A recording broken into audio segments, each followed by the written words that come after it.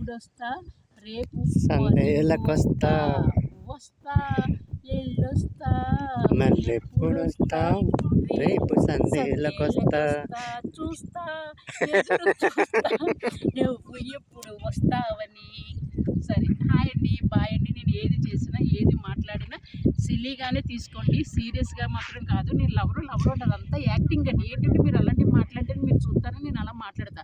నాకు పెళ్ళి ఏంటండి, నాకు లవర్ ఏంటండి, నా వయసు 80. సరేనండి, నన్ను దీవించండి, ఇంకొక 20 సంవత్సరాలు బతకాలని దీవించండి. సరేనండి, హాయ్ అండి, బాయ్ అండి, నమస్తే.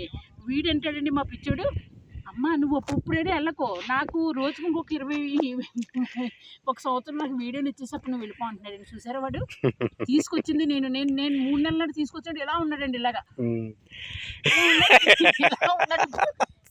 ఇలాగండి అంటున్నాడండి. ఇంక నేను ఏమనుకోనండి, నా ముందు పుట్టి పెరిగినోడు నాకే పోజు పెడుతున్నాడండి ఇలాగంట అంటున్నాడండి. పోనీలేండి, ఎక్కడైనా బాగుండాలి, వాడు చక్కగా మ్యారేజ్ చేసుకోవాలి, హ్యాపీగా లైఫ్ అండి. అందుకే 3 పిల్లలు కావాలంటాడు. అవ్వ ఒక్క పిల్లని కట్టుకునే కడుపు దానికి 3 పిల్లలంట, 2 మగపిల్లలు ఒక ఆడపిల్లలంటే. పోనీలేండి, దేవుడు వరవిచ్చేయాలి, మంచి పిల్లలు రావాలి, చెంబుచ్చుకొని కనుక వాడిని కొట్టాలి, సిల్లడిపోవాలండి.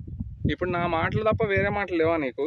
అంతే మరి, నువ్వు చూస్తే నిన్నే వేసుకోవాలి. మరి నేను ఇంకెవరి వాడి తమ్ముని వేసుకున్నా, వాడి పెళ్ళం చెంబుచ్చు కొట్టాలని అటు బుక్క కడాలి, అప్పుడు నేను చూడాలి. ఏం మాట్లాడాలి తెలియక పిచ్చి పిచ్చి మాటలు మాట్లాడుతుంది. కరెక్ట్గా మాట్లాడాలి, అప్పుడు నేను పలకరించడానికి వెళ్ళాలండి. ఒరే పిచ్చోడా, నీకు ఒకప్పుడు పెళ్ళి వద్దన్నాను, పెళ్ళి అను, ఎందుకు చెంబు దెబ్బలు తిన్నావు అని అడిగితే అప్పుడు